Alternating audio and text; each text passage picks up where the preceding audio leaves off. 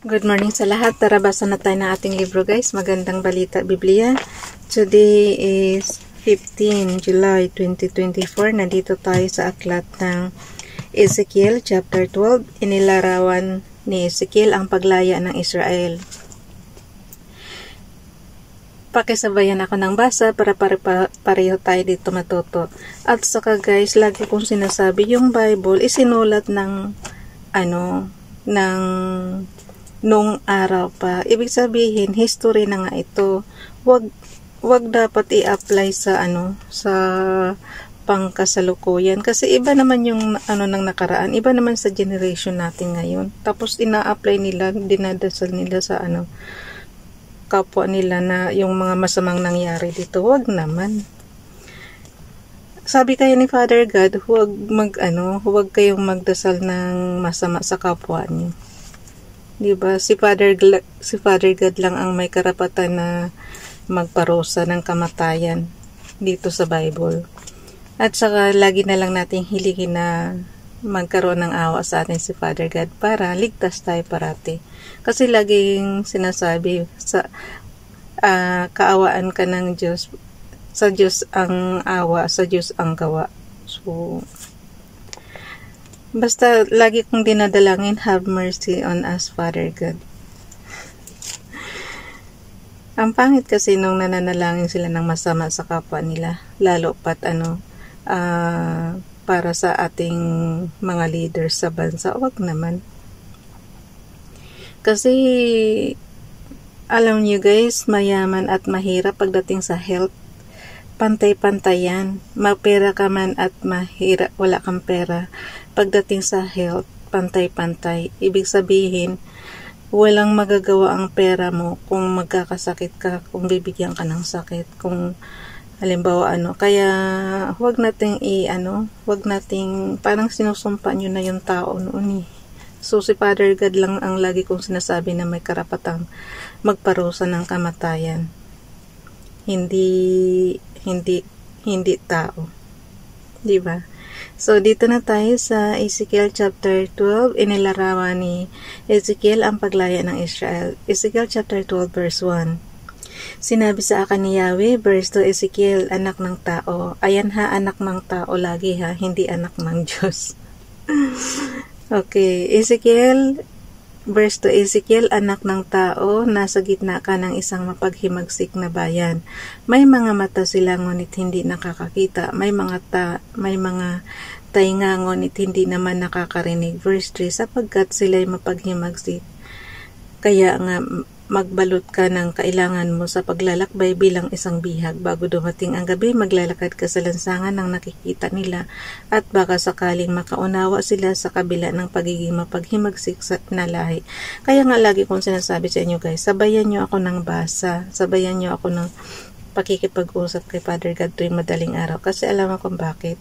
Kung ano kasi yung nababasa natin dito, at least tayo mismo ang matututo, tayo mismo ang nakakaintindi kung ano ba itong mga sinusulat sa Bible. Kaya nga minsan lagi kong sinasabi, napaka-komplikado, diba? Pero pinaparusahan ni Father God tapos hindi naman niya pagdating ng mga ilang taon. Ibabalik din naman niya sa Israel. Parang sabi ko, doble-doble lang ang pagod. Okay, verse 4. Samantala, ulitin ko yung verse 3 guys. Sapagkat sila'y magpaghimagsik, kaya nga magbalot ka na ng kailangan mo sa paglalakbay bilang isang bihag. Bago dumating ng gabi, maglalakad ka sa lansangan ng nakikita nila at baka sakaling makaunawa sila sa kabila ng pagiging mapaghimagsik na lahi. Verse 4, samantalang maliwanag pa, maghanda ka ng iyong daladalahan ng nakikita nila at kinagabihan ay maglalakad kang parang manlalakbay. Verse 5, pagkatapos bumutas ka sa pader at doon ka magdaan. Verse 6, pasanin mo ang iyong daladalahan at lumakad kang nakikita nila. Magtakip ka ng mukha para hindi mo makita ang lupain. Pag-alis mo pagkat ikaw ang gagawin kong pinakababala sa mga Israelita. Verse 7, at ginawa kong ang lahat ayon sa utos sa akin. Nang araw na iyon, naghanda ako ng aking madadala bilang isang takas. Kinagabihan sa pamamagitan lamang ng aking mga kamay, bumutas ako sa pader at nagpatuloy sa paglalakbay. Pero paglalakbay na nakikita nila habang Pinagpasan ko ang aking mga daladalahan. Napakalakas ng kamay ni Ezekiel, guys. Alam mo ko pa, kahit pader yan, binubutas niya para makadaan siya. Kailangan malaki ang butas, di ba, para makadaan ka. So, napakalakas ng kamay niya. Imagine niyo na lang. Kasi wala siyang dalang, gamit lang yung kamay niya, oh. Ulitin ko, ha. Verse 7, At ginawa ko ang lahat ayon sa utos na sa akin ng araw na iyon, naghanda ako ng aking madadala bilang isang takas kinagabihan sa pamamagitan lamang ng aking mga kamay. Bumutas ako sa pader at nagpatuloy sa paglalakbay na nakikita nila habang pasan ko ang aking mga daladalahan. Ezekiel chapter 12 verse 8, Kinaumagahan sinabi sa akin ni Yahweh. Verse 9, Ezekiel, anak ng tao, hindi ba't itinanong sa iyo nang mapaghimagsik ng mga Israelitang yaon kung ano ang iyong ginagawa? Verse 10, sabihin mo sa kanila na ipinapasabi ko ang pahayag na ito ay para sa pinuno ng Jerusalem at sa buong Israel. Verse 11, sabihin mo ang ginawa mo ay pinakababala sa gagawin sa kanila, itatapon sila at ipapabihag. Verse 12, Pagdilim, papasanin ng pinuno ng Jerusalem ang kanyang daladalahan at tatakas sa pamamagitan ng butas ng pader. Magtatakip siya ng kanyang mukha para hindi niya makita ang lupaing iiwan niya. Verse 13, Ngunit susukluban ko siya ng lambat, huhulihin ko siya at dadalhin sa Babylonia, kung saan doon siya mamamatay nang hindi ito nakikita. Verse 14, Ang mga nasasakupan niya ay pangangalatin ko sa lahat ng dako, ang kanyang mga lingkod at buong hukbo, ang mga ito'y uusigin ko sa pamamagitan ng tabak. Ezekiel chapter 12 verse 15, At kung mapangalat ko na sila sa iba't ibang lugar, makikilala nilang ako si Yahweh. Verse 16, Ngunit may ilan akong ititira sa kanila para saan man sila mapunta ay maikwento nila ang kasuklam-suklam nilang gawain. Sa gayon makikilala nilang ako si Yahweh. Ang palatandaan ng panginginig ng propeta. Ezekiel chapter 12 verse 17, sinabi sa akin ni Yahweh. Verse 18, Ezekiel, anak ng tao, manginig ka sa takot habang kumakain na at umiinom. Verse 19, sabihin mo sa kanila, ipinapasabi ng Panginoong Yahweh sa mga Israelita, kakain kayo at iinom ng nanginginig sa takot. Ang lungsod ay paghaharian ng lagim sapagkat magaganap ang karahasan sa kabi-kabila.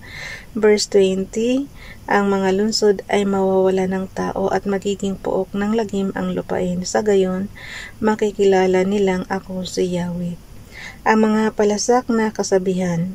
Ezekiel chapter 12 verse 21, sinabi sa akin ni Yahweh. Verse 22, Ezekiel, anak ng tao, laganap. Ngayon sa buong Israel ang kasabihang humahaba ang mga araw, ngunit isa man sa mga hulay walang katuparang natatanaw. Verse 23, sasabihin mo sa kanilang mawawala na ang kasabihang iyan, hindi na ito maririnig sa Israel. Sabihin mo, ring malapit nang matupad ang lahat ng inihayag sa kanila. Verse 24, mula ngayon mawawala na ang maling pagpapahayag sa sambayan ng Israel. Verse 25, akong si Yahweh ang magsasabi na dapat sabihin, hindi na magtatagal mga Israelitang mapaghimagsik at mangyayari sa inyong kapanahonan ang lahat ng aking sabihin. Tsaka yun nga, Father God, kasi yun nga napanood nga natin kahapon na may sumumpa sa may ipinapanalangin ng masama yung ating mga leaders kahapon sa Pilipinas. Alam niyo yung dapat hindi talaga kasi ito nangyayari sa Israel, hindi naman sa Pilipinas. Bakit nyo i-compare yung sinasabi ng Bible dito? Kasi sabi yung prophecy daw mangyayari. Sa Israel nga prophecy ito, hindi, tsaka sa Jerusalem, hindi naman sa Pilipinas. Bakit nyo idadamay ang presidente natin? Tsaka ibang generation na tayo ngayon. Hindi na mangyayari itong na to, kasi nakaraan nga nila to parang ang kulit-kulit ng mga naghahambing dito sa Bible. Biro mo yung mga sinasabi dito sa Bible, guys, history nga nila to, kaya nga naisulat na di ba? Kaya nangyari na sa kanila. So, ewan ko bakit hinihambing nila sa generation natin ngayon. Tapos, talaga isinusumpa pa ang presidente natin. Eh, ang gawin na lang natin, guys, ano na lang din natin, kontrahin na lang natin yung panalangin nila. Ipanalangin na lang natin na be positive na lang na laging malusog ang ating presidenteng Marcos at ang kanyang pamilya at lahat ng mga leaders na kanyang kabinete at mga senators, ganyan. Kasi, inaanong tinadalangin. Ang sama naman ng panalangin na yun. Lagi ko sinasabi, ang prophecy nito, katulad dito si Propeta Ezekiel, yung propesya niya, sa ano yan? Sa Israel, sa Jerusalem yan. Bakit ang kulit nyo? Hinahambing nyo sa ano? Hinahambing nyo sa generation natin ngayon. Ang layo-layo naman. Okay, ulitin ko na nga. Ang palatandaan ng panginginig ng propeta. Ezekiel chapter 12 verse 17, sinabi sa akin ni Yahweh, wala kasi napanood ko lang talaga kahapon, parang ang sama ng loob natin na makapanood ka ng ganong masamang panalangin sa kapwa. Okay, verse 18, Ezekiel, anak ng tao, manginig ka sa takot habang kumakain at umiinom. Verse 19, sabihin mo sa kanila ay pinapasabi ng Panginoong Yahweh sa mga Israelita, kakain kayo at iinom ng nanginginig sa takot. Ang lungsod ay paghaharian ng lagim sapagkat magaganap ang karahasan sa kabi-kabila. Verse 20, ang mga lungsod ay mawawalan ng tao at magiging puok ng lagim ang lupain, sa gayon makikilala nilang ako si Yahweh. Ang mga palasak na kasabihan, ito kasabihan to guys.